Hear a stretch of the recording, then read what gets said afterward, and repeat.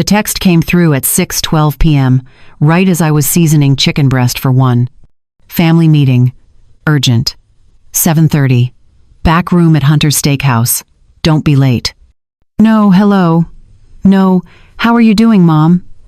Just a command from my eldest son, Jason, typed out like I was an employee he was summoning to a conference room. I stood there in my kitchen, phone in one hand, pepper grinder in the other, reading those words over and over until they blurred. At 68 years old, I'd learned to tell the difference between a genuine emergency and manufactured urgency. And family meeting with Jason always meant one thing lately. He wanted to talk about my plans, my house, my laundromats, my lake cabin, my life, me. The chicken sat there on the cutting board, half-seasoned. I set down the pepper and wiped my hands on a dish towel, slowly, methodically, the way I used to wipe down tools at the end of a shift in the Air Force. 20 years of military logistics taught me that when something feels wrong, it usually is. Before we go any further, let me tell you something.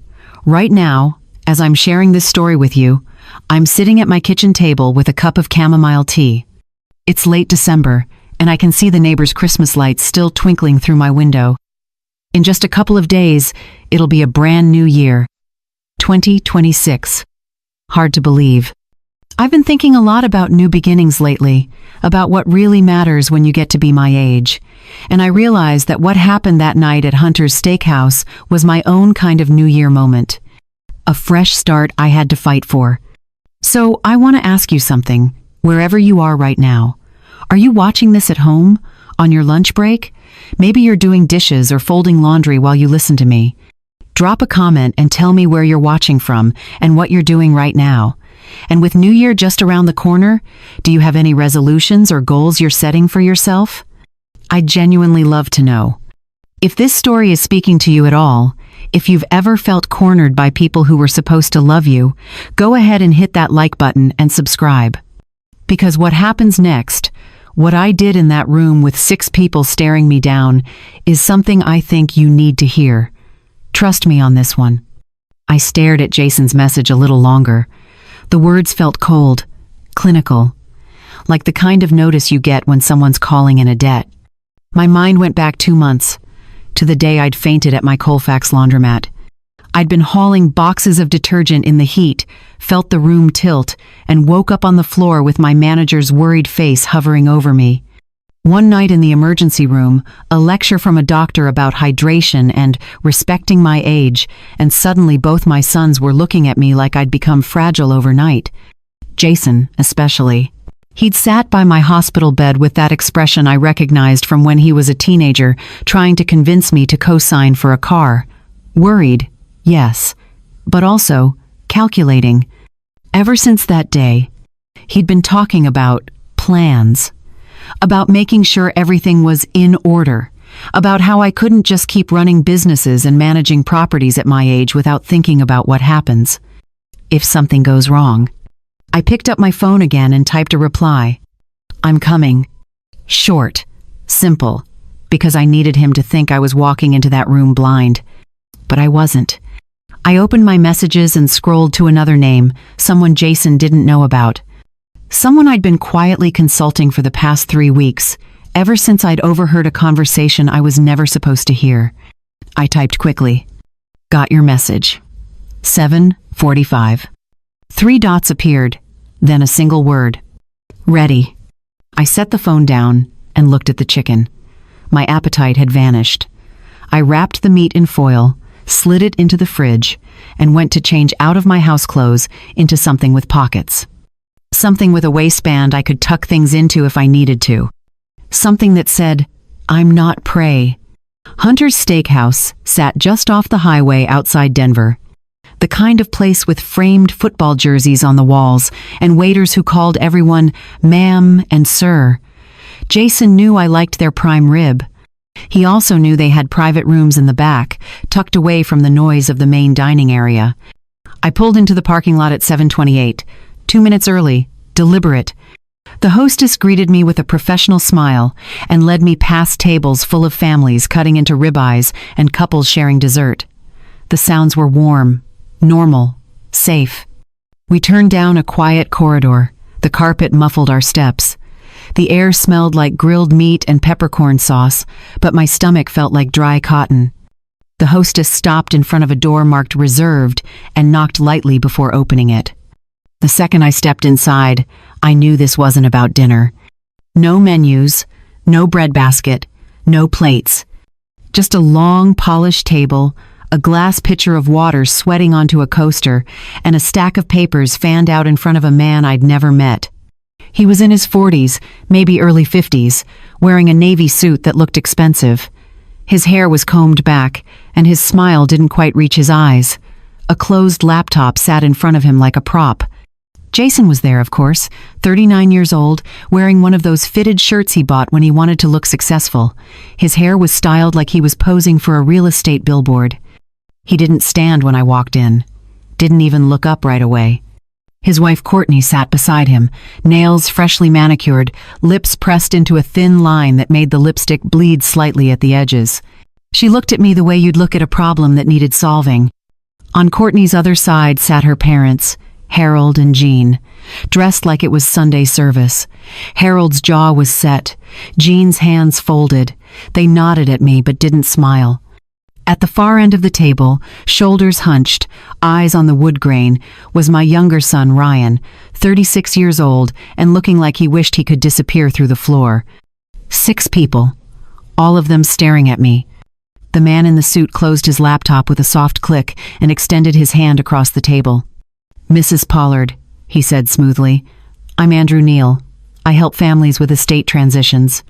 Estate transitions. That's a nice way to say, sign your life away. Jason gestured at the empty chair in the middle of the table, directly across from Andrew, like a judge inviting a witness to the stand. "Sit down, Mom," he said. His voice was tight, impatient. "We don't have all night." I stayed standing. "I didn't know we were meeting an attorney," I said quietly. "Your text just said family." Courtney let out a short laugh, sharp as broken glass. "You're always saying you want things clear," she said. "This is how we make it clear." Andrew slid the top set of papers toward the center of the table, stopping exactly where my hands would land if I reached out. His movements were practiced, smooth, like he'd done this 100 times before.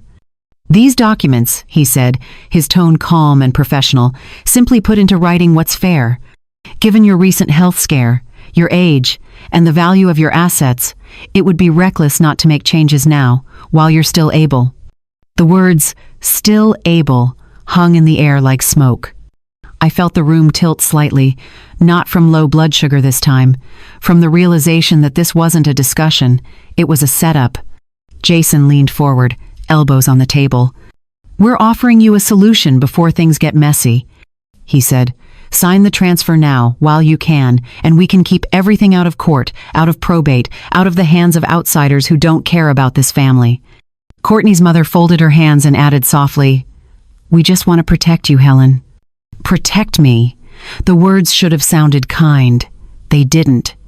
I looked at Ryan. He was staring at the table like he could burn a hole through it with his eyes. His jaw was clenched. I could see the tension in his shoulders. Jason's patience snapped like a rubber band pulled too tight. "Sign, Mom," he hissed, voice low and venomous, "or we'll ruin you."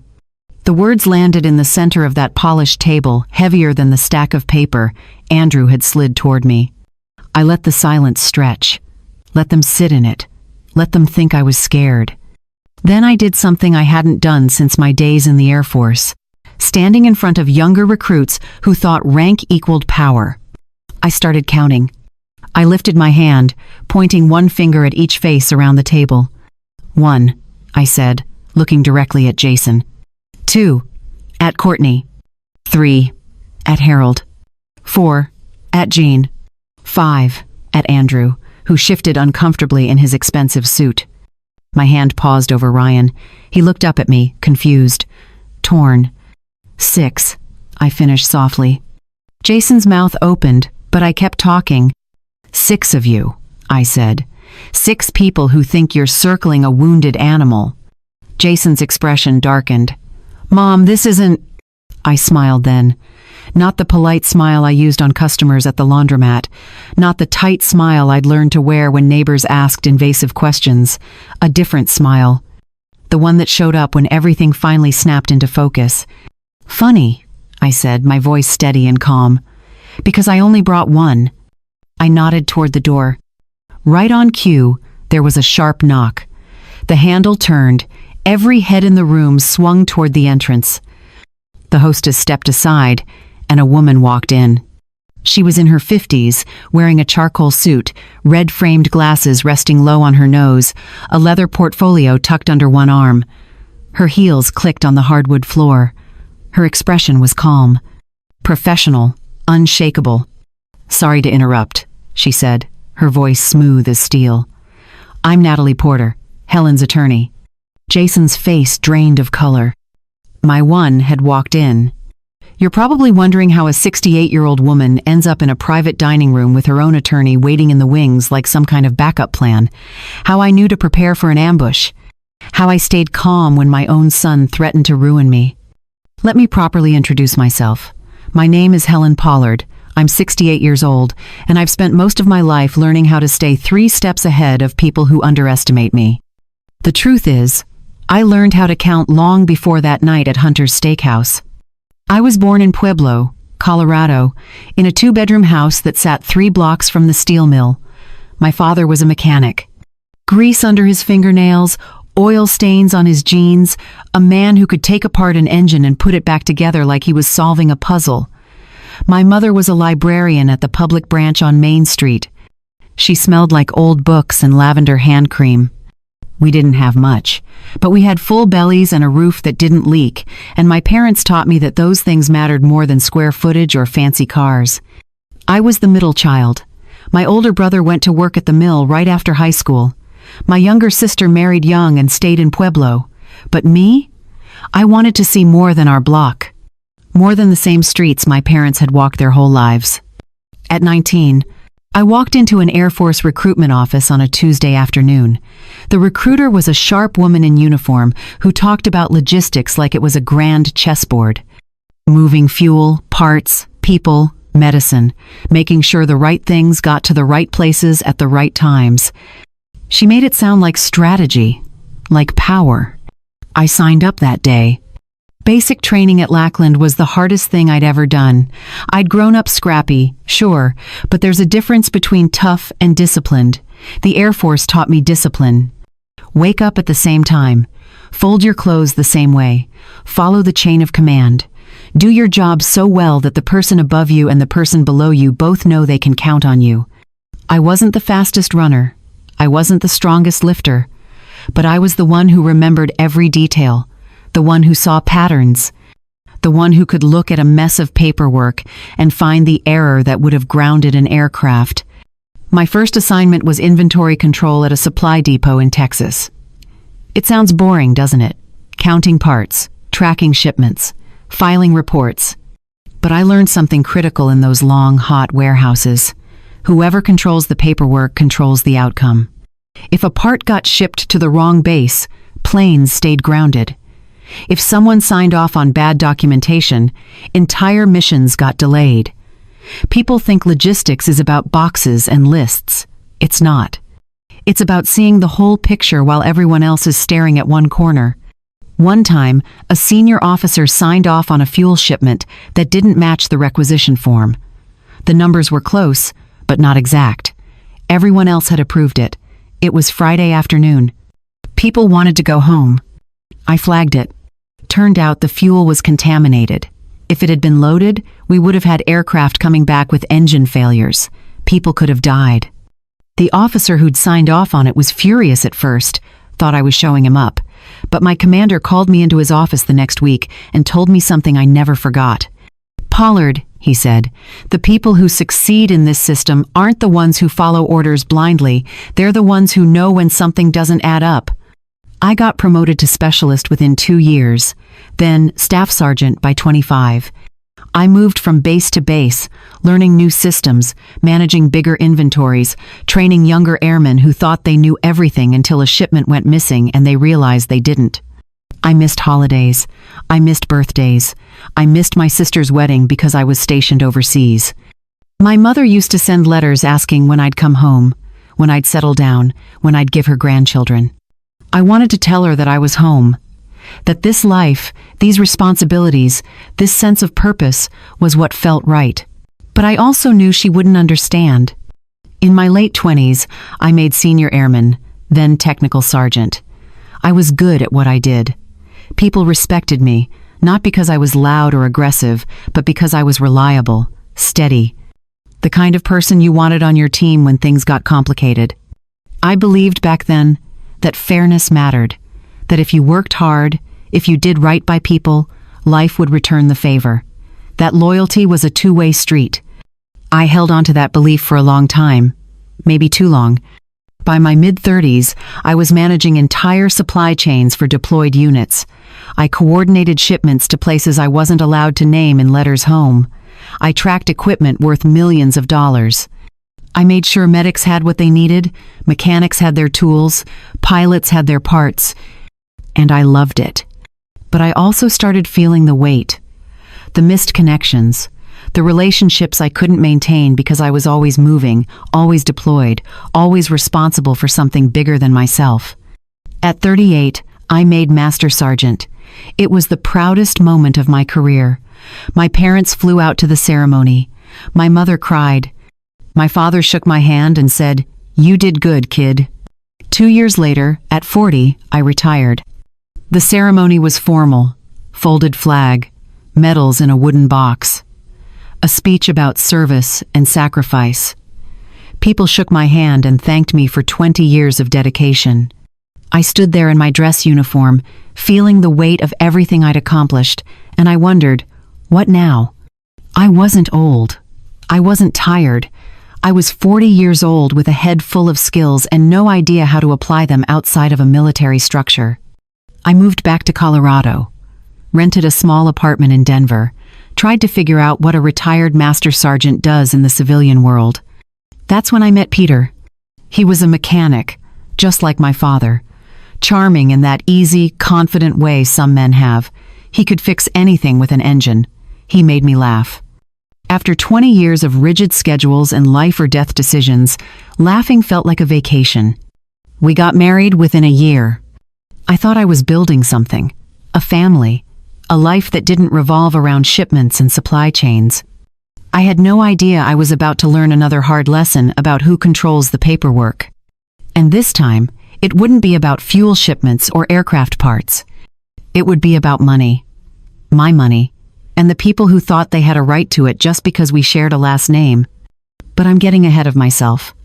Let me tell you about Peter and Jason and the laundromats that became my second career, because that's where the real foundation was laid. The foundation Jason tried to rip out from under me in that steakhouse. The foundation I refused to let anyone take. Peter Pollard walked into my life 6 months after I retired from the Air Force. I was at a grocery store in Denver, standing in front of the cereal aisle trying to decide between brands I'd never had time to care about during my military years. He was in line behind me at the checkout, saw my Air Force veteran cap, and said something about his father having served in Korea. We ended up talking in the parking lot for 40 minutes. He had oil under his fingernails and an easy smile. He reminded me of my father in all the good ways, a man who understood machines, who could take something broken and make it whole again. We dated for 8 months, got married at a small courthouse ceremony with my parents and his brother as witnesses. I was 41. He was 39. We rented a house in Lakewood, and I thought, finally, I can build something that isn't about supply chains and deployment schedules. I thought I was building a family. At first, Peter was everything I'd hoped for. He worked at a repair shop downtown, came home smelling like engine grease, kissed me on the forehead, and talked about someday opening his own garage. We were careful with money. We saved. We made plans. Jason was born when I was 42. 7 pounds, dark hair, lungs that could wake the entire maternity ward. I held him in that hospital room and felt something shift inside me. A fierce, protective love I hadn't expected. This was mine. Ours. A tiny person we were responsible for shaping. Peter was a good father in those early years. Patient, playful. He'd put Jason on his shoulders and walk around the backyard making engine noises. Ryan came 3 years later, quieter than his brother from the start. Where Jason demanded attention, Ryan seemed content to observe. Where Jason grabbed at toys, Ryan studied them first, turning them over in his small hands like he was solving a puzzle. Even as toddlers, you could see the difference. Jason wanted the biggest piece of cake, the shiniest toy, the loudest praise. Ryan wanted stories. He'd sit in my lap with a picture book, pointing at details I'd missed, asking questions about why things worked the way they did. I loved them both, fiercely, equally, but I started noticing things. Peter had always enjoyed the occasional scratch-off ticket, $1 here, $5 there. Harmless, I thought. Everyone has small vices. Then it became $20, then $50. Then he came home one night talking about a friend's investment opportunity. Something about flipping used boats. A sure thing, he said. We'd double our money in 6 months. I was hesitant. We had 2 small boys, a mortgage, daycare costs. But Peter was persuasive. And I wanted to believe in him, in us. We lost $4,000 when the friend disappeared and the boats turned out to be stolen property. I was furious. We fought. He apologized, promised it would never happen again. I believed him. 2 years later, he did it again. This time, it was a poker game with coworkers that turned into a regular thing. He swore he was good at it, that he was winning more than losing. Until the day I went to pay our mortgage and found out our savings account had $300 left instead of the $8,000 we'd been building. Jason was 7, Ryan was 4, and I was standing in our kitchen realizing that the man I'd married, the man I'd trusted, couldn't be trusted with money at all. That was the moment I stopped letting Peter touch our finances. I took over everything. Every bill, every account, every decision. He didn't fight me on it. I think part of him was relieved. But I also realized something that settled into my bones like cold water. No one was going to secure my future for me. Not Peter, not anyone. If I wanted stability, if I wanted to make sure my sons had what they needed, I had to build it myself. At 45 years old, I walked into a bank and applied for a small business loan. The loan officer was a man in his 50s who looked at me over his reading glasses and asked what kind of business I planned to start. When I said laundromat, he actually laughed. "That's a tough market," he said. "Lots of competition, high overhead. You have any experience in that industry?" "No," I said, "but I have 20 years of experience managing supply chains, tracking inventory, and making sure things run when everyone else thinks they'll fail. I can handle washing machines." He looked at my military records, my credit score, the modest savings I'd built back up after Peter's disasters. He approved the loan. The laundromat I bought was in a tired strip mall off Colfax. Half the machines were broken, the sign flickered, and the tile floor had cracks running through it like spider webs. The previous owner had given up and moved to Arizona, but I saw what everyone else didn't. There was a moving truck rental place next door. New apartment complexes going up 3 blocks away. A bus stop right out front. And no matter what the economy did, people needed clean clothes. I spent the first month fixing machines, scrubbing floors, replacing the sign. Peter helped with the mechanical repairs. He was good at that part. I'll give him that. Jason was 8 when we opened. He'd come with me after school, sit on top of a washing machine eating a candy bar while I counted quarters and rolled them into paper sleeves. He loved the noise, the customers, the feeling that this place was ours. Ryan, at 5, was quieter. He'd bring a book and read in the corner, occasionally looking up to watch me negotiate with a supplier or help a customer figure out which setting to use. By the time Jason was a teenager, we had 3 locations, the original on Colfax, another near the university, and a third in a neighborhood that was just starting to gentrify. Jason started rolling his eyes when I talked about budgets, about profit margins, about the boring details that made the difference between success and failure. "Mom, you're obsessed," he'd say. "It's just laundromats." But it wasn't just laundromats. It was security. It was proof that I could build something from nothing, that I didn't need to depend on anyone. Ryan, even as a teenager, seemed to understand that. He'd help me sweep floors on weekends, wear his headphones, and work quietly, never complaining. By the time I was 55, I could pay every bill without worrying. I could afford small luxuries. I had built something solid. And then Peter reminded me why I'd built it alone. I found out about the affair the way most people do. A text message that popped up on his phone while he was in the shower. A woman's name I didn't recognize. Words that made my stomach turn.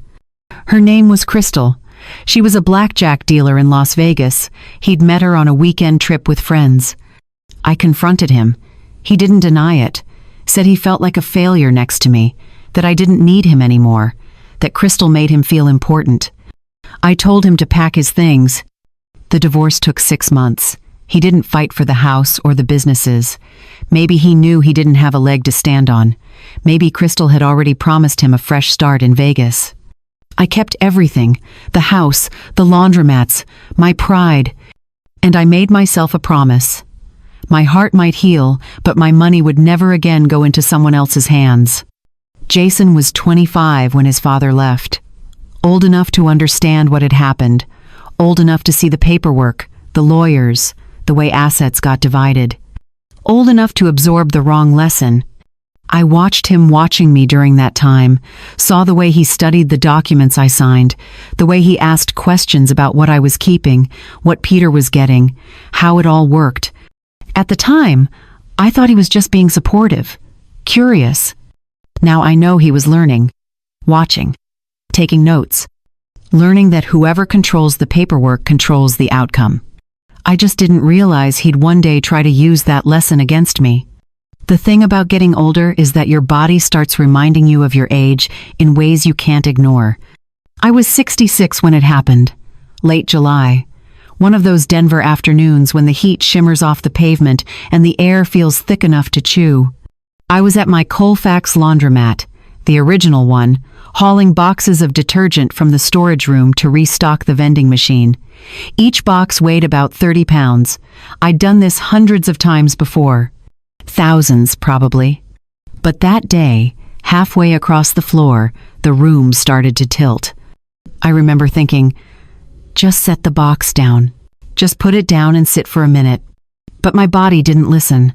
The edges of my vision went gray, then black, and the last thing I felt was the cool tile against my cheek. I woke up to my manager Rosa's face hovering over mine, her hand on my shoulder, her voice high and scared. "Mrs. Pollard, can you hear me? The ambulance is coming. Just stay still." Ambulance. The word made me want to argue, to say I was fine, that I just needed water and a minute in the air conditioning, but my mouth felt like cotton and my head was pounding. The paramedics were professional and kind.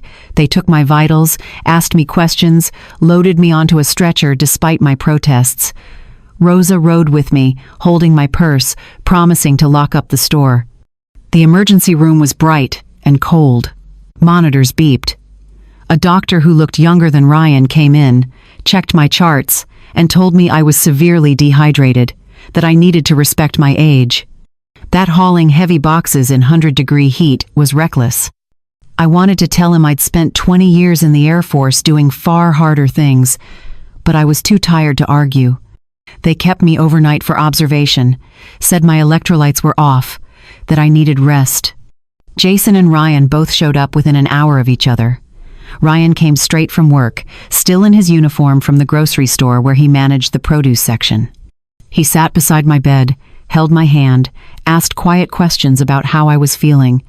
Jason arrived in a button-down shirt, hair perfect, smelling like expensive cologne. He stood at the foot of the bed, arms crossed, and I could see the wheels turning behind his eyes. "What if this had been worse, Mom?" he said softly. "What if you'd hit your head? What if Rosa hadn't been there?" His tone was concerned, loving even, but there was something underneath it, something that made my stomach tighten. "I'm fine," I said. "Just got overheated. It happens." "It shouldn't happen," Jason replied. You're 66. You're running 3 businesses by yourself. You need to start thinking about what happens if something goes wrong. Real wrong. Ryan shifted in his chair, uncomfortable. Jace, she just woke up. Maybe we can talk about this later. Jason ignored him. I'm just saying, if Mom doesn't have a plan, if she doesn't have things set up properly, it's going to be chaos. For all of us. The doctor came back in before I could respond, and Jason dropped the subject. But I saw the look he gave Ryan, a look that said, "We'll talk about this later." I went home the next day with instructions to drink more water, take it easy, and follow up with my regular doctor. Jason called me 3 days later. "I want to bring someone by," he said. "A financial planner. Young guy, really sharp. He specializes in helping people our age get their affairs in order." Our age. Like he was 68 instead of 37. I hesitated. "Jason, I have things in order. I have a will. I have accounts set up." "When's the last time you updated any of it?" he pressed. "Things change, Mom. Tax laws change. You need someone who knows the current rules." I agreed. Mostly because I was tired of arguing, and because part of me knew he had a point. I hadn't looked at my will in years. The planner's name was Franklin.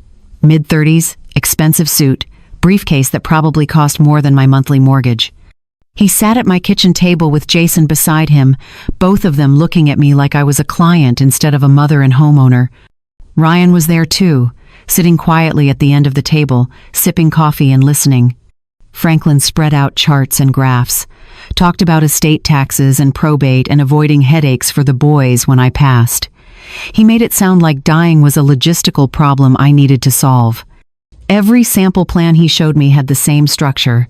Jason as primary executor, Jason as trustee, Jason managing the laundromats, the house, the cabin. Ryan listed as backup, but only as backup. "Why is it set up this way?" I asked. Franklin glanced at Jason before answering. "Well, typically we recommend putting the person with financial expertise in the primary role. Jason has experience in real estate, he understands investments, and he's geographically close to your properties. Ryan is certainly capable, but this structure just makes sense from a management perspective." I looked at Ryan. His jaw was tight, but he said nothing.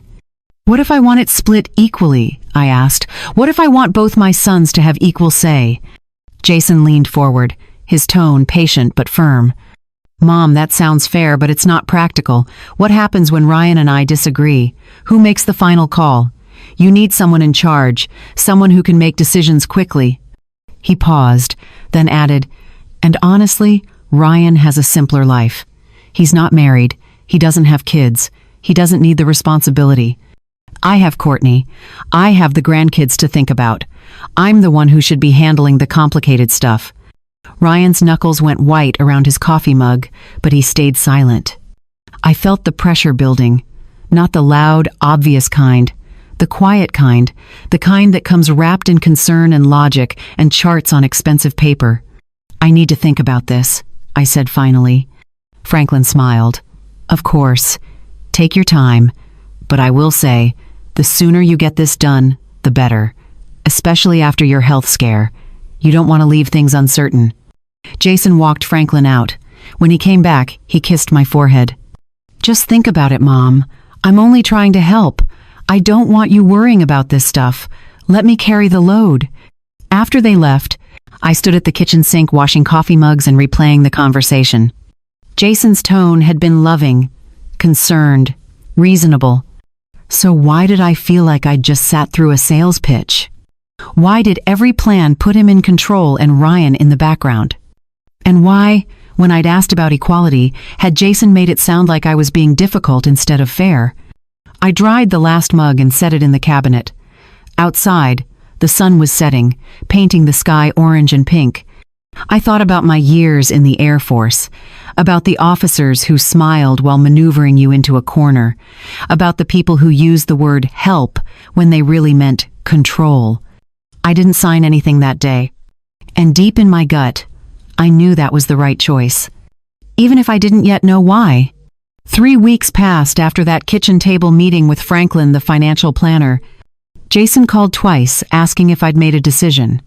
Both times I told him I was still thinking, still reviewing my options. He didn't push hard, which surprised me. Maybe he thought time and patience would wear me down. Or maybe he was working on a different approach. It was a Tuesday evening, about 8:15. I'd spent the day running errands, paying bills, and checking in at my university location.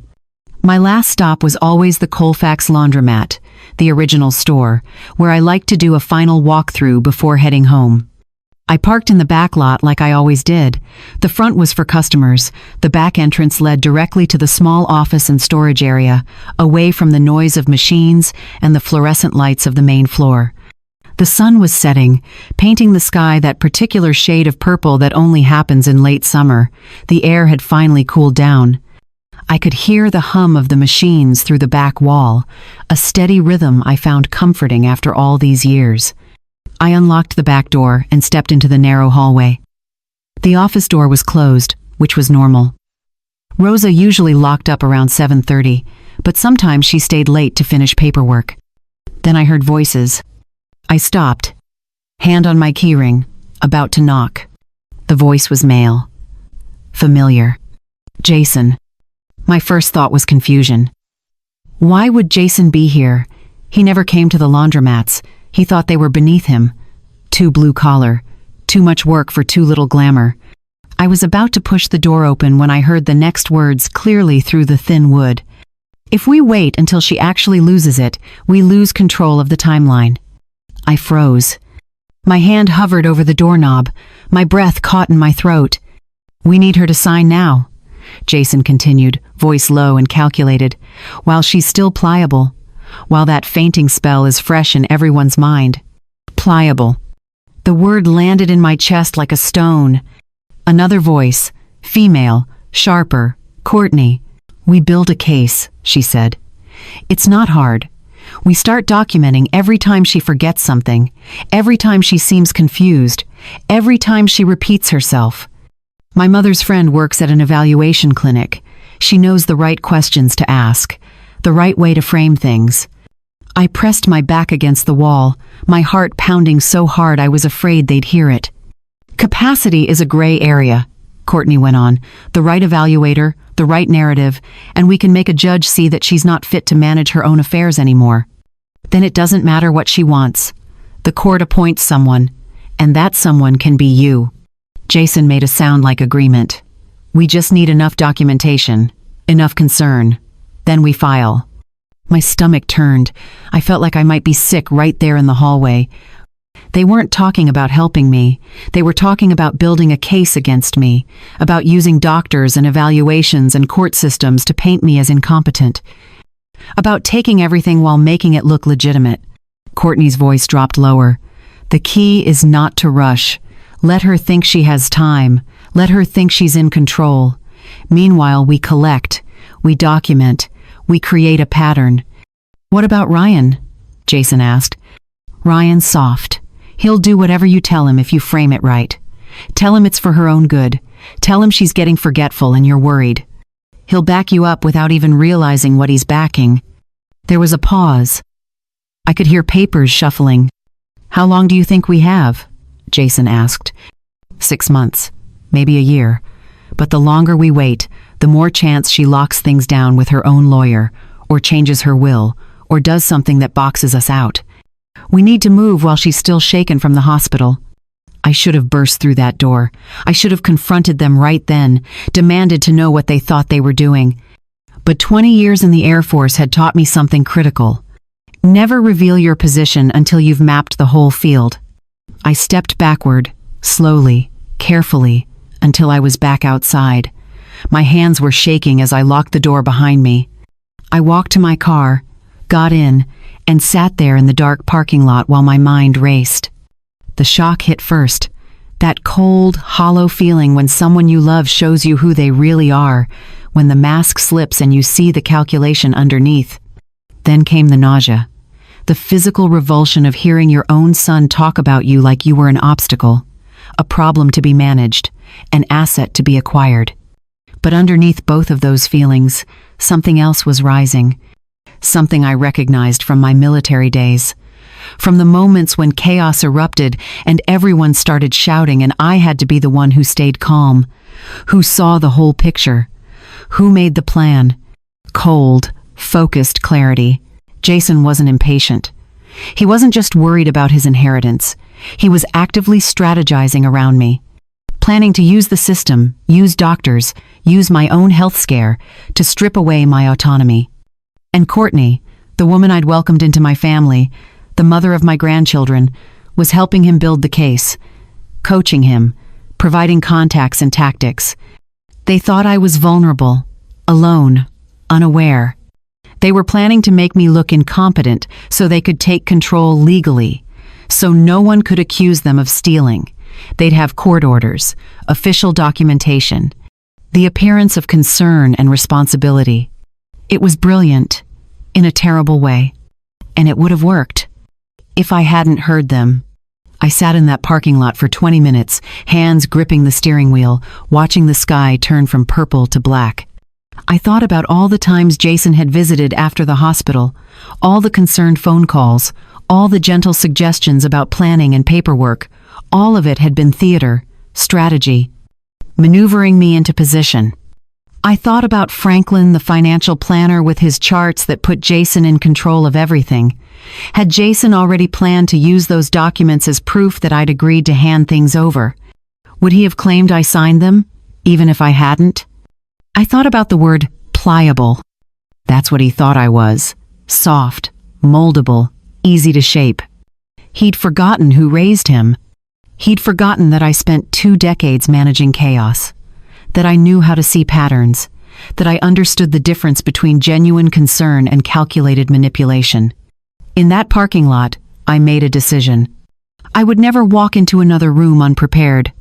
I would never let them catch me off guard again. I would never sign anything, agree to anything, or trust anything that came from Jason's mouth without verification. And I would find someone who could help me build a defense as strong as their offense. Someone they didn't know about. Someone who understood the law the way I understood logistics. I started the car and pulled out of the parking lot. My hands had stopped shaking. My mind was clear. Jason thought he was circling a wounded animal. He had no idea he was waking up a master sergeant. I didn't sleep that night.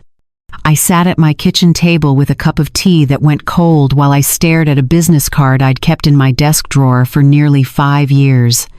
Natalie Porter, attorney at law. The card was slightly bent at one corner, the ink faded from age, but the phone number was still legible. I'd met Natalie when I had a contract dispute with a vendor who tried to overcharge me on commercial washing machines.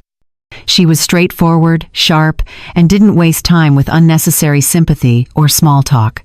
She helped me resolve the issue in 3 weeks without going to court. She was exactly the kind of person I needed now. At 7 in the morning, I called her office. The receptionist said Natalie had an opening at 2 that afternoon. I took it. The law office was in a modest building downtown, nothing fancy. No marble floors or floor-to-ceiling windows, just a practical space with good lighting and worn carpet that had seen plenty of foot traffic. Natalie's office was small but organized. Beige walls, a desk covered in neat stacks of folders, a plant in the corner that looked like it had survived purely out of stubbornness. She stood when I walked in, extending her hand. She was in her early 50s, gray streaking through dark hair she wore pulled back, glasses perched on her nose. Her handshake was firm.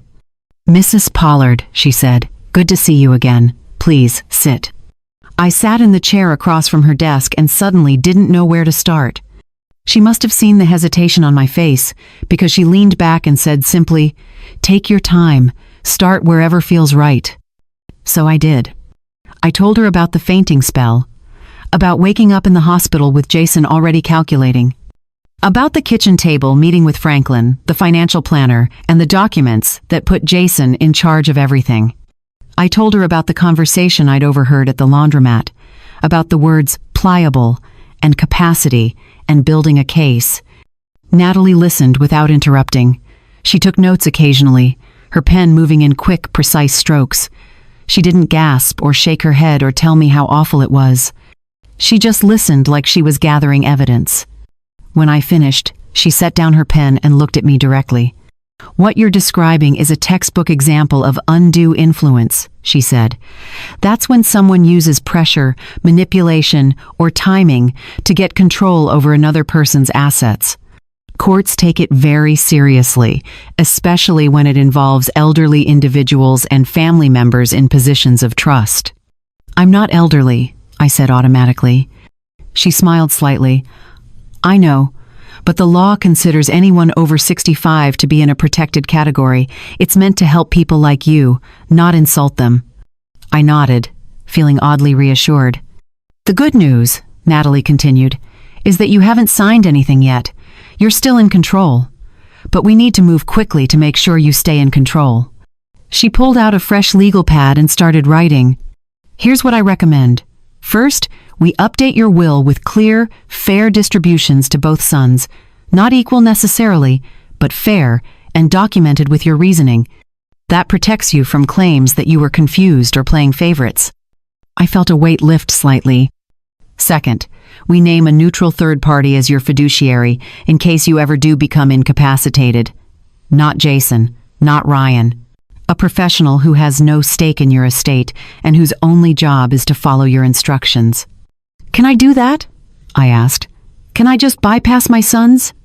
Absolutely, Natalie said. It's your estate. You can structure it however you want, and given what you've told me, having a neutral party protects both you and Ryan. It takes away Jason's ability to claim he should be in charge just because he's the oldest or because he has kids.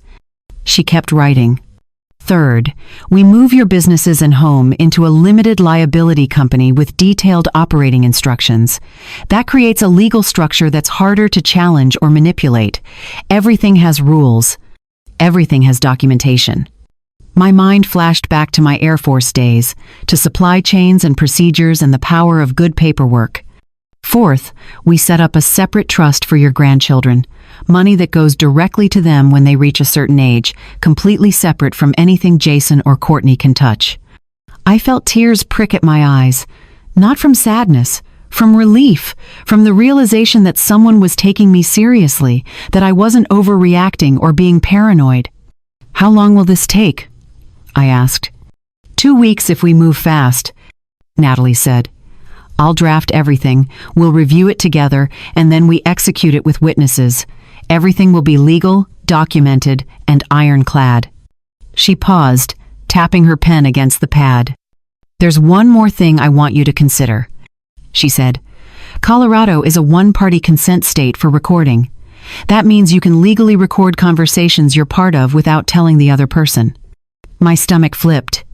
You want me to record Jason? I want you to protect yourself, Natalie said carefully. If he tries to pressure you again, if he makes threats or tries to manipulate you into signing something, having audio evidence is powerful. Not just for court, but for clarity. Sometimes people will deny they ever said something. A recording removes all doubt. I thought about Jason's voice through that office door, about how easily he'd talked about making me look incompetent, about Courtney's strategic planning. Is that paranoid? I asked quietly. Natalie's expression softened, but her voice stayed firm. It's not paranoia when someone has already shown you they're willing to lie. It's preparation. We spent another hour going through details. Bank accounts, property deeds, business licenses, every asset I owned, every decision that needed protection. When I finally stood to leave, Natalie walked me to the door. Mrs. Pollard, she said, I want you to know something. What Jason is planning isn't just morally wrong, it's legally questionable. If he tries to file for guardianship or conservatorship based on false documentation, that's fraud. If he opens accounts or makes inquiries using your information without permission, that's identity theft. You're not overreacting. You're responding appropriately to a real threat. I shook her hand, feeling something I hadn't felt since that night in the parking lot. Control. Not the brittle, defensive kind, the solid kind, the kind that comes from having a plan and someone competent on your side. I walked out of that office into the bright afternoon sunlight and realized I wasn't just reacting anymore. I was 3 steps ahead. Jason thought he was building a case. He didn't know I was building a fortress. The next 2 weeks moved faster than any I could remember. Natalie worked like someone who understood that time mattered. She drafted documents, sent them to me for review, answered my questions in language I could understand instead of legal jargon that made my head spin. We met 3 times in her office, going through every detail. She explained what each paragraph meant, why certain language was used, what protections each section provided. On a Thursday afternoon, with 2 witnesses Natalie had brought from her firm, neither of them family, I signed my new will. It was fair. Both sons would receive inheritances, but the amounts were carefully calculated based on need, contribution, and circumstances. Ryan, who'd never asked for a thing, who'd swept floors and stayed loyal, received more. Jason received less, but not nothing. Enough to help his kids with college. Enough to show I hadn't cut him out in anger. Just not enough to reward threats. The neutral fiduciary was a man named Robert Skinner from a professional trust company. I'd never met him. That was the point. He had no emotional stake, no family connection. His job was to follow my instructions exactly as written if I ever became unable to make decisions myself. The LLC for my businesses and property took longer to set up. Natalie worked with an accountant to make sure everything transferred cleanly. I became the managing member with detailed rules about succession, sale, and management. Everything had a procedure. Everything had documentation. The trust for my grandchildren was the part that made me cry. $5,000 for each child, held until they turned 25. Not a fortune, but enough to help with a down payment or grad school or whatever dreams they had. Money that Jason and Courtney couldn't touch, couldn't redirect, couldn't use as leverage. When everything was signed and filed and official, I sat in Natalie's office feeling lighter and heavier at the same time. Lighter because I'd protected myself, heavier because I'd had to. "How do you feel?" Natalie asked. "Like I just built a bunker," I said, which is not how a mother should feel about her own son. She nodded but didn't offer false comfort. I appreciated that. "There's one more thing," she said, sliding a small box across her desk. "I picked this up for you. It's a digital voice recorder, simple to use. Just press this button to record, this one to stop. It saves everything to an internal chip." I stared at the device. It was smaller than my phone, black and plain. "You really think I'll need this?" "I think if Jason tries anything else, you'll want proof," Natalie said. "You don't have to use it, but having it ready means you're prepared." I took the box home and spent an evening practicing, pressing record, speaking into it, playing back my own voice, which sounded older and more tired than I expected. The idea of recording Jason felt wrong, like spying, like I was the one doing something dishonest. But then I remembered his voice through that office door, remembered the word pliable. This wasn't spying, it was documenting. 4 days after I signed the new will, Jason called. "Hey Mom," he said, tone casual. "Just checking in. Have you had a chance to think about the paperwork Franklin left? We really should get that wrapped up." I kept my voice light, easy. "I'm handling it," I said, "taking care of everything." "With Franklin?" he pressed.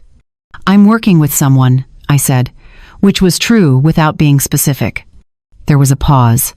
I could almost hear him calculating. "Okay," he said slowly. "Well, if you need any help, let me know. I could come by this week." "Sure," I said. "That'd be nice."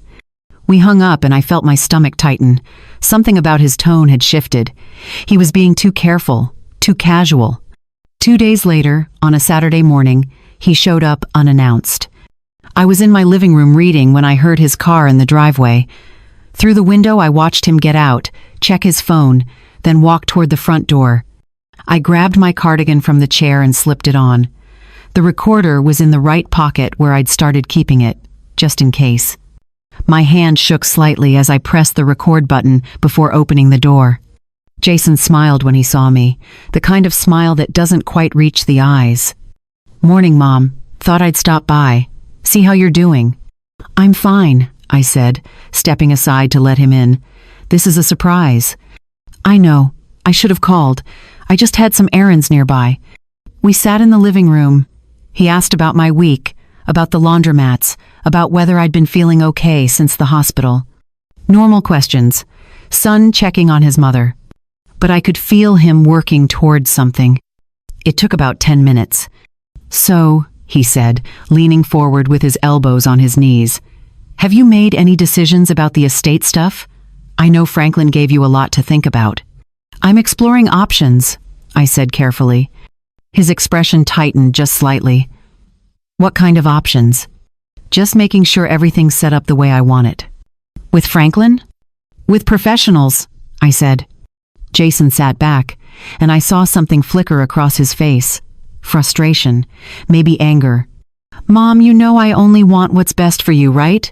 I'm trying to make this easy, simple. I know, I said. Then why are you making it complicated? His tone had an edge now. Not quite accusatory, but pointed. We had a plan. Franklin had everything ready. All you had to do was sign. I wanted to review it more carefully, I said. For 2 months? Jason's voice rose slightly. How much reviewing do you need? Unless someone's telling you not to trust me. I stayed quiet. He stood up, pacing to the window and back. Look, I'm trying to be patient here, but you need to understand something.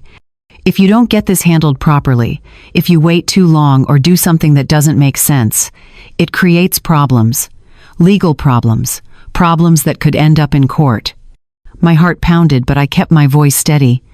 What kind of problems? Jason turned to face me, and his expression was different now. Harder. The kind where people start questioning your capacity, where they look at your decisions and wonder if you're thinking clearly. Where judges get involved and start appointing people to manage your affairs because you're not doing it yourself. There it was, the threat wrapped in concern. Are you saying you'd take me to court? I asked quietly. I'm saying I'd have to protect you, he said. Even if you didn't like it. Even if you fought me. Because that's what good sons do. They step in when their mothers aren't making good choices. The room felt too small, too warm. What if I've already made my choices? I asked. Jason's jaw tightened. Then I hope they were smart ones. Because if they weren't, if you did something reckless or cut me out after everything I've done for you, that would look bad. Really bad. The kind of bad that makes people question your judgment. He grabbed his keys from the coffee table. Just think about it, Mom. Think about how much easier this could be if you'd just trust me. If you'd just let me help, instead of treating me like the enemy. He walked to the door, paused with his hand on the handle. I love you, he said. But I won't stand by and watch you make mistakes that hurt this family. Then he was gone. I stood in my living room, hand pressed against my chest, feeling my heart race. After a few minutes, I pulled the recorder from my pocket and pressed stop. My hands shook as I rewound and pressed play. Jason's voice came through clearly. Every word, every threat disguised as concern, every implication that he'd use the courts against me if I didn't comply. I sat on the couch and listened to the whole thing twice. Natalie had been right. I needed this. Because Jason would absolutely deny saying these things. He'd claim I misunderstood, that I was confused, that he was only being loving. But the recorder didn't lie. I labeled the file with the date and Jason's name, stored it in a folder Natalie had given me for exactly this purpose. Then I sat there in the quiet house, looking at the family photos on the wall. Jason as a little boy, Ryan and Jason together at Christmas, graduations and birthdays, and moments that felt like they belonged to different people. I felt powerful and broken at the same time. Powerful because I had evidence, because I'd prepared, because I wasn't walking into any more traps. Broken because I'd just recorded my own son threatening me. And I knew, with absolute certainty, that this was only the beginning. Natalie Porter stood in the doorway of that private dining room at Hunter's Steakhouse like she owned the space. She didn't rush, didn't apologize for the interruption. Just walked to the table with her leather portfolio under one arm and pulled out the chair directly across from Andrew Neal, the lawyer Jason had brought. Mrs. Pollard, she said, nodding at me. Good evening. I nodded back, not trusting my voice yet. Jason had gone pale. Courtney's mouth had formed a tight line. Harold and Jean looked confused, glancing between their daughter and this unexpected arrival. Ryan sat up straighter, something like hope flickering across his face. Andrew recovered first, clearing his throat and adjusting his tie. "I'm sorry," he said, voice smooth but strained. "This is a private family meeting. I don't believe we've met." Natalie set her portfolio on the table and opened it with deliberate precision. "Natalie Porter," she said, "I represent Mrs. Pollard, and actually this stopped being a private family meeting the moment you started presenting legal documents for signature under pressure." She pulled out a folder and slid a single sheet across to Andrew. "That's my letter of representation. As of 2 weeks ago, all communication regarding Mrs. Pollard's estate must go through me, which means this meeting shouldn't be happening at all." Andrew picked up the letter, scanned it, and set it down carefully. I could see him calculating, trying to figure out his next move. "Well," he said, attempting a diplomatic smile, "we're simply trying to help Mrs. Pollard get her affairs in order. There's no pressure here, just family looking out for family." Natalie reached across the table and pulled the stack of papers Andrew had prepared toward herself. She flipped through them, slowly, deliberately, reading sections out loud. "Transfer of full managerial authority to Jason Pollard for all real property, business assets, and financial accounts," she read. "Jason Pollard granted sole discretion to sell, lease, or liquidate any asset without prior approval from Helen Pollard." She looked up at Ryan. "Do you understand what that means? It means your brother could sell your mother's house, sell all 3 laundromats, empty her bank accounts, and she'd have no legal right to stop him. He wouldn't need her permission. He wouldn't even need to tell her." Ryan's face went from confused to shocked to angry in the span of 3 seconds. "Jason," he said quietly, "is that true?" Jason's hands clenched on the table. "It's standard estate management language. Mom would still benefit from everything. I'd just be handling the logistics." "No," Natalie said flatly. "Standard estate management includes oversight, reporting requirements, and limits on authority. This document has none of those protections. This is a blank check." She turned to me. "Mrs. Pollard, did you understand that signing this would mean you'd have no control over your own property?" "No," I said, my voice steadier than I felt. "I didn't." Andrew shifted uncomfortably. "Mrs. Porter, I think you're mischaracterizing the intent here." "Am I?" Natalie pulled out another page. "Because this section here discusses the process for establishing incapacity. It lists symptoms like forgetfulness, repetitive questions, and confusion as grounds for immediate transfer of full control to Jason. No medical evaluation required. No second opinion. Just Jason's word that his mother is declining." The room had gone very quiet. Natalie looked directly at Jason. "That's convenient, isn't it? Especially since I have documentation that you and your wife have discussed creating exactly that kind of narrative. Building a case, I believe were the words used. Finding the right evaluator, making it look like genuine concern." Jason stood up abruptly, chair scraping against the floor. "That's a lie. I never said that." "Didn't you?" Natalie reached into her portfolio and pulled out a small evidence bag. Inside was a USB drive. She set it on the table between us. "Mrs. Pollard overheard a conversation at her Colfax location 3 weeks ago. A conversation between you and Courtney discussing exactly how to make your mother appear incompetent so you could take control of her assets. That conversation was recorded. If you're watching this right now, I need to pause and ask you something. Have you ever been in a situation where someone you trusted completely turned out to be planning against you? Maybe it was family, maybe a friend, maybe someone at work. How did you handle it? What would you have done in my place? Drop a comment and let me know your thoughts. And if this story is hitting home for you, if you're seeing yourself or someone you know in what I'm describing, please hit that like button and share this video. Someone in your life might need to hear this. Now, let me tell you what happened next." Courtney's face had gone from pink to white. She looked at Jason, then at her parents. "We were just talking," she said weakly. "We were worried. We were exploring options." "You were strategizing," Natalie corrected. "You discussed using medical evaluations as weapons. You talked about getting Ryan to sign false statements. You specifically used the words, 'while she's still pliable.'" Harold cleared his throat. Now wait just a minute. Jean and I don't know anything about any of this. We thought this was just about planning, about being responsible. That's what Jason told you, Natalie said. But it's not what Jason and Courtney were doing behind closed doors. She turned back to Andrew. Mr. Neal, I assume you prepared these documents in good faith, but you should know that your client has been operating under false pretenses. He's been building a fraudulent case of incapacity.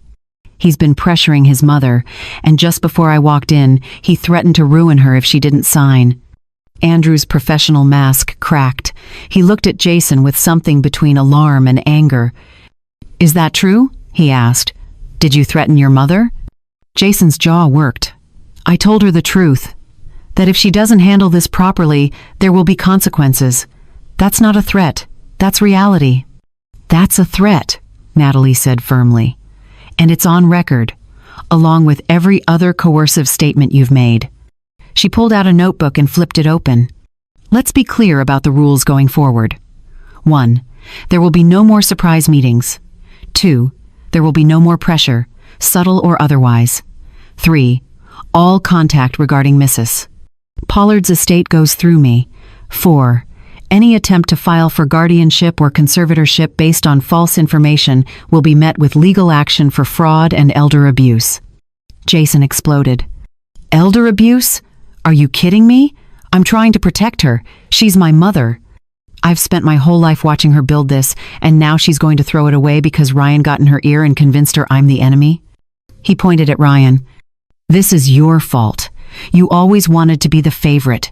You never had the guts to take responsibility for anything, so now you're manipulating her into cutting me out. Ryan stood slowly, his face red. I didn't manipulate anyone, Jason. I didn't ask her for a single thing. You're the one who brought lawyers and paperwork and threats. You're the one who tried to get me to sign a letter saying Mom was confused. I refused, remember? Jason's mouth opened, then closed. I stood up. My legs felt shaky, but my voice came out clear. Jason, I said, you want to know what you could have done differently? He stared at me, jaw clenched. You could have asked, I said. If you'd come to me honestly and said you were worried about the future, if you'd suggested we plan together as a family, I would have listened. I would have been fair. I've always been fair. My voice cracked slightly, but I kept going. But you didn't ask. You planned around me. You talked about me like I was already gone. You brought lawyers I'd never met and papers designed to strip away my rights. You threatened to destroy me if I didn't comply. And you did it all while telling me it was because you loved me. Jason's face twisted. I do love you. Then why does your love look so much like control? I asked quietly. Why does helping me require taking everything I've worked for? He had no answer for that. Courtney grabbed her purse. Harold and Jean were already standing, clearly desperate to leave. Andrew gathered his papers with shaking hands, avoiding eye contact with everyone. Natalie stood and handed me my cardigan. We're done here, she said to the room. If anyone has questions or concerns moving forward, you can reach me at my office. She turned to Andrew. I assume you'll be withdrawing from any representation related to Mrs. Pollard's estate? Andrew nodded quickly. Yes, absolutely. I was not informed of the full circumstances. Jason stood frozen as everyone else moved toward the door. Courtney touched his arm, but he shook her off. As I walked past him, he grabbed my wrist, not hard, but firm enough to stop me. You're really going to do this? He said, voice low and hurt. You're really going to choose him over me? I looked down at his hand on my wrist, then up at his face. I'm not choosing anyone, I said. I'm protecting myself. There's a difference. He let go. Natalie and I walked out together into the main dining room, where families were still eating steaks and laughing over dessert. The noise felt surreal after the tension of that back room. Outside, the night air was cool. My hands were shaking. My heart was pounding. But underneath the adrenaline, I felt something else. Relief. Because I'd walked into that room prepared. Because I'd brought my one. Because I hadn't signed a single thing. Natalie walked me to my car. You did well in there, she said. I feel like I just blew up my family, I replied. You protected yourself from people who were willing to hurt you. she said. That's not the same thing. I nodded, not trusting myself to speak. This isn't over, Natalie warned. Jason's going to be angry, embarrassed. He might try other tactics. We need to stay alert. I know, I said. I got in my car and sat there for a moment, watching Natalie drive away, watching the other diners through the restaurant windows living their normal lives. Then I started the engine and drove home, alone, knowing that whatever happened next, I'd face it standing upright. Not on my knees with a pen in my hand. 3 weeks passed after the steakhouse meeting. 3 weeks of silence that felt less like peace and more like the stillness before a storm. No calls from Jason, no texts, no surprise visits. Natalie had warned me. He's embarrassed. Men like Jason don't handle that well. He'll either back off completely or he'll look for another angle. Stay alert. I stayed alert. The first sign came on a Tuesday morning. My bank called about a refinancing inquiry I'd never submitted. When the manager pulled up the application, there was my name and social security number, but the contact information was all Jason's. His email, his cell phone, even the mailing address was his house in Aurora. This is identity fraud, the manager said bluntly. She flagged it in the system and gave me paperwork to file a fraud alert. I called Natalie from my car. Document everything, she said. We're building a file. 2 days later, a place called Memory and Cognitive Wellness Center called to confirm an evaluation appointment for the following Tuesday, an appointment I'd never made. It says here the appointment was made by your son Jason on your behalf, the receptionist said. He said you'd been having some memory concerns. My blood went cold. I never asked him to make that appointment. Please cancel it. After I hung up, I sat in my kitchen staring at the wall. Jason was building a paper trail, creating evidence of concern, setting up evaluations I hadn't requested so he could later point to them and say I'd known something was wrong. On Sunday, after church, Betty Morrison pulled me aside in the parking lot. Helen, she said quietly, I need to ask you something. Are you feeling all right, mentally? The question landed like a punch. I'm fine, I said slowly. Why do you ask? Jason called me last week. He said he was worried about you, that you'd been forgetting things, repeating yourself. He said you'd gotten confused about financial matters and he was concerned you might be in the early stages of something. I felt heat rise in my chest, anger mixing with humiliation. Betty, I am not confused. Jason is upset because I made estate decisions he doesn't agree with. That's all this is. Betty studied my face, then nodded. I thought it seemed off. You've always been sharp as a tack. I drove home feeling exposed.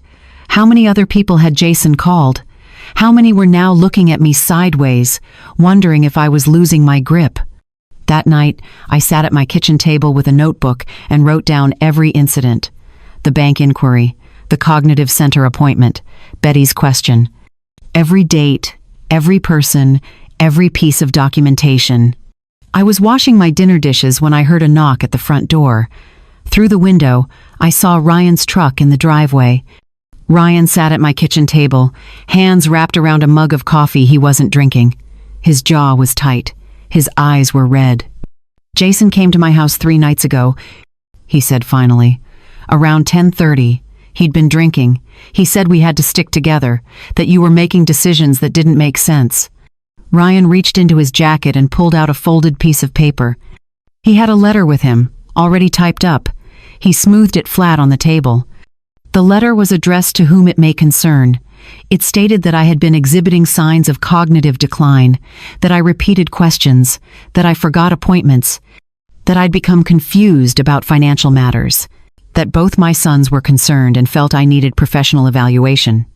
At the bottom were 2 signature lines, one for Jason, one for Ryan. I felt like someone had knocked the air out of my lungs. He wanted you to sign this, I said. Yes. Ryan's hands clenched. He said it was just documentation, just in case. But none of it's true, Mom. You don't repeat yourself. You don't forget appointments. You run 3 businesses better than most people half your age. I told him that. What did he say? He got angry. Said I was choosing you over him, that I'd always been the favorite. He said if I didn't sign, I was basically calling him a liar, that I was destroying what was left of this family. Ryan looked up at me, tears in his eyes. I told him no. I told him I wouldn't sign something that wasn't true.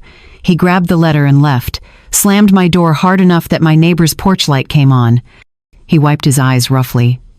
Mom, I love Jason. He's my brother. But I can't lie. Not about you. Not about something this serious. I squeezed his hand. You're not the one who asked him to bring you a false letter. You just refused to go along with something wrong. That takes courage. What do we do now? Ryan asked. I went to the drawer and brought back Natalie's card. You call her. You tell her exactly what you told me. Everything. You want me to be a witness against my own brother? I want you to be a witness for the truth, I said gently. There's a difference. Ryan stared at the card, then picked it up. Okay, I'll call her tomorrow. After Ryan left, I called Natalie and explained what had happened. She called back within 20 minutes. We need to file for a protective order, she said. Jason's escalating. The bank fraud, the medical appointments, the rumors, and now trying to get Ryan to sign a false statement. That's a pattern. We show the judge the evidence and ask the court to prohibit him from accessing your financial information or representing himself as your agent. Will he go to jail? I asked, surprised by the fear in my own voice. Not necessarily. We're not seeking criminal charges right now. We're seeking protection. But if he violates the order, there could be criminal consequences. I thought about Jason as a little boy, about teaching him to ride a bike, about his high school graduation. Then I thought about his voice through that office door, about the word pliable, about him trying to get Ryan to lie. Do it, I said.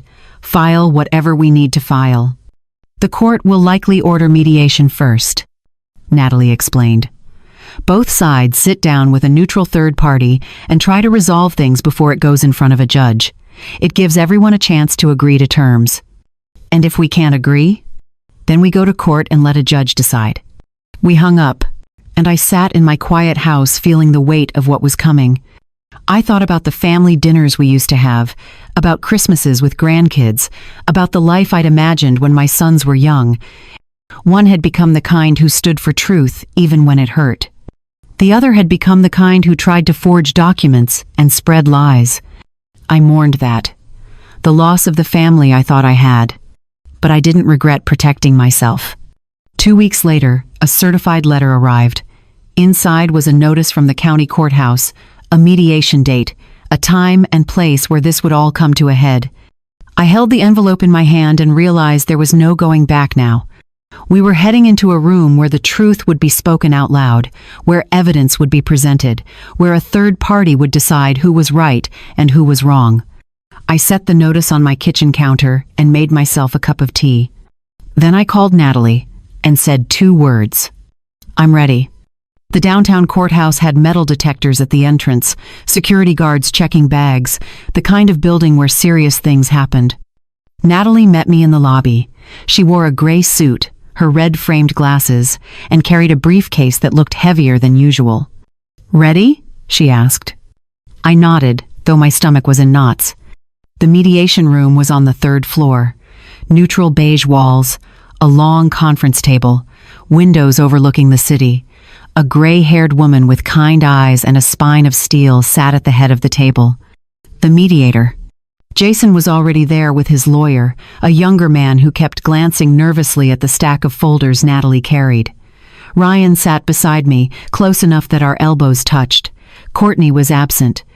The mediator introduced herself as Mrs. Morford and outlined the purpose: to address my petition for a protective order regarding financial harassment and to discuss formal disclaimers of inheritance. Jason scoffed when she said the word harassment. This is ridiculous, he muttered. I was trying to help my mother. Mrs. Morford held up a hand. Mr. Pollard, you'll have a chance to speak, but first, let's review the evidence that's been submitted. Natalie plugged her laptop into the monitor on the wall and pressed play. Jason's voice filled the room, clear and unmistakable, the recording from the laundromat office. If we wait until she actually loses it, we lose control of the timeline. We need her to sign now, while she's still pliable." Courtney's voice followed. "We build a case. Capacity is a gray area, the right evaluator, the right narrative, and we can make a judge see that she's not fit to manage her own affairs." Jason shifted in his seat, face reddening. Then came the audio from the steakhouse, his own words hanging in the air again. "Sign, Mom, or we'll ruin you." The mediator's expression didn't change, but I saw her make a note. When the recordings finished, Natalie clicked to the next item.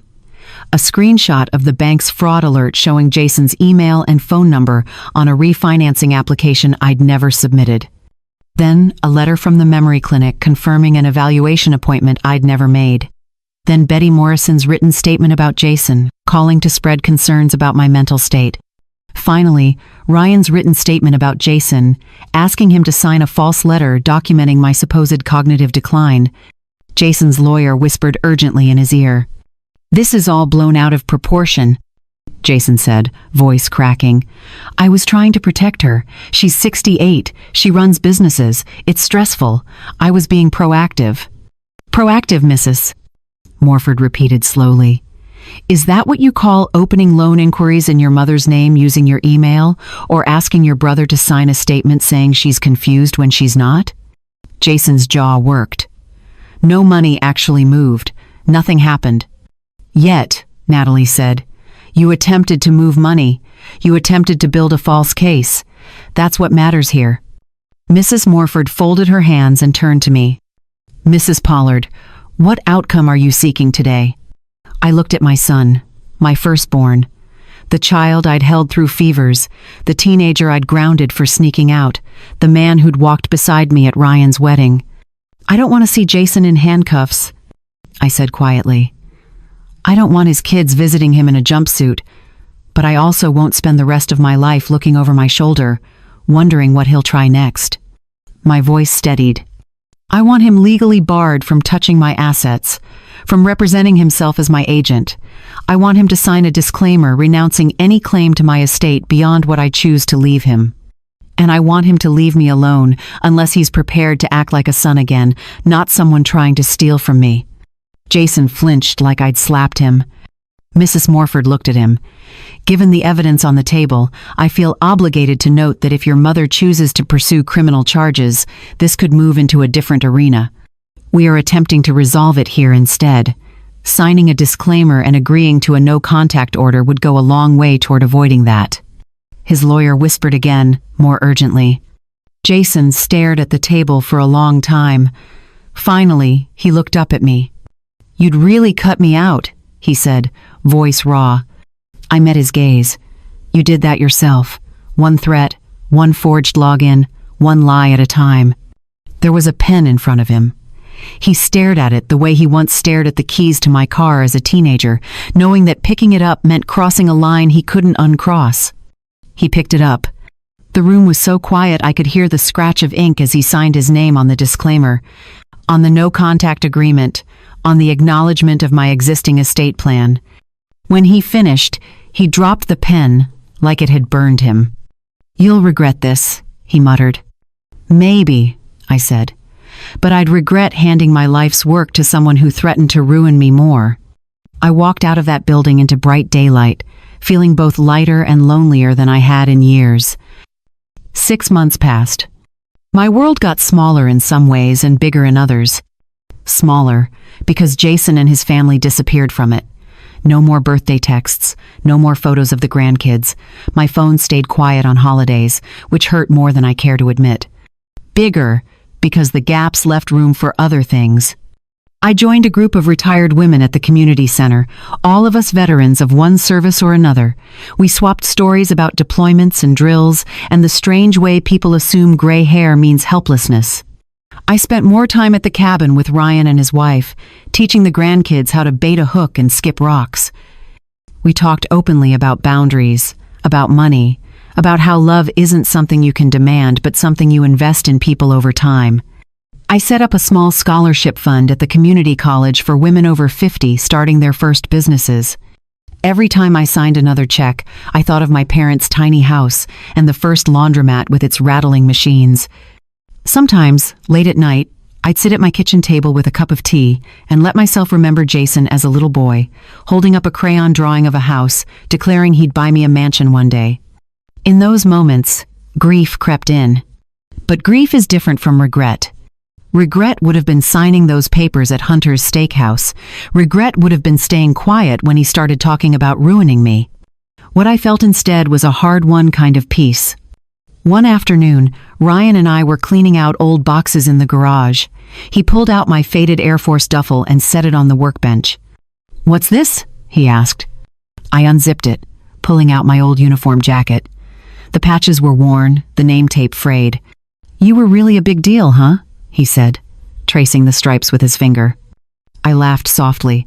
I was just someone who knew how to count, how to see the whole board. He smiled. "You still do." As he carried another box inside, I thought back to that night at Hunter's Steakhouse. "Before I let you go, I want to ask you something one more time.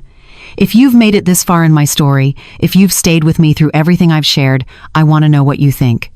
Have you ever had to stand up to family? Have you ever had to choose protecting yourself over keeping the peace? Drop a comment and share your thoughts. And please, if this story meant something to you, if you think someone else needs to hear it, hit that like button and share this video. You never know who might be sitting alone right now, wondering if they're strong enough to say no to someone they love. Sometimes we all need to be reminded that we are. I thought about Jason's text that came through at 6:12 inches the evening, about walking into that private dining room and seeing 6 faces around the table, papers ready, threats loaded. They'd assumed I'd feel outnumbered, vulnerable, alone.